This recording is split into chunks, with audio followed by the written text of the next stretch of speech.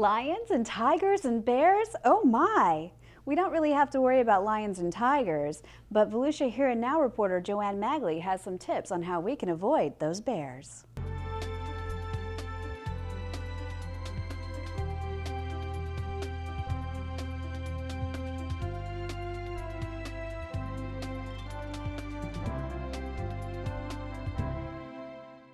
Bears have been here for millennia. They're a native species to Florida. The peak season of human-bear conflict is right now in the fall.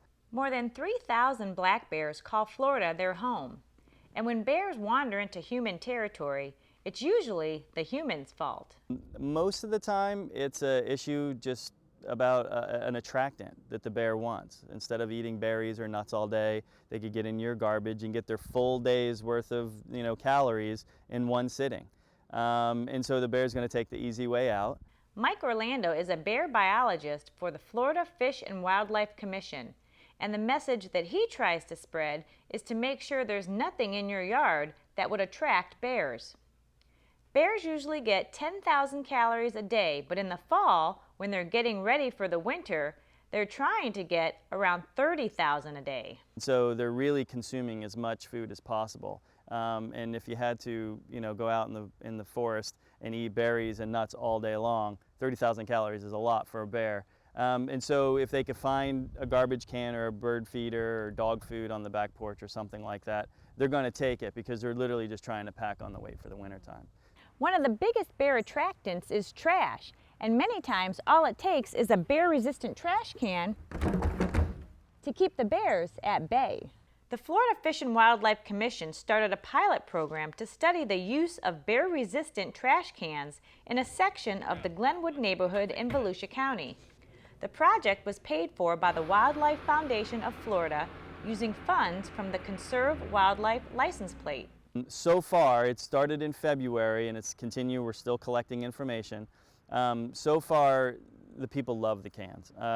Most of them, I'll drive around looking and they'll flag me down and say, oh my gosh, I love the cans. We haven't had any bear problems since.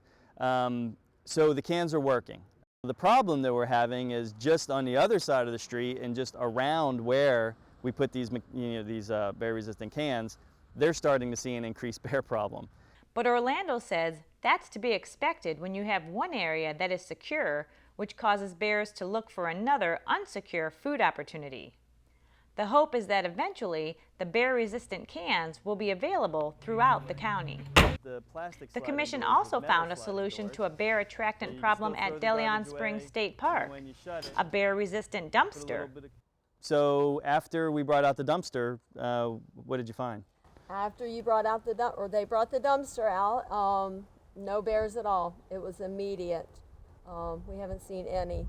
They were coming back here because the pancake batter from the restaurant, and they were having a heyday back here, but not anymore. Instead of a typical plastic lid, this bear-resistant dumpster has a very heavy metal lid which the bear can't lift, as well as a heavy sliding door with a pin lock. Orlando says it's easy to live in harmony with the bears and save their lives by simply securing the temptation of trash and other attractants. But more importantly, enjoy bears. They're a wild species that we have in the state. They're sort of a symbol of the forest. Usually healthy ecosystems have bears as part of that ecosystem. To learn more about black bears and for tips on how to reduce bear attractants, visit myfwc.com/bear. For Volusia Here and Now, I'm Joanne Magley.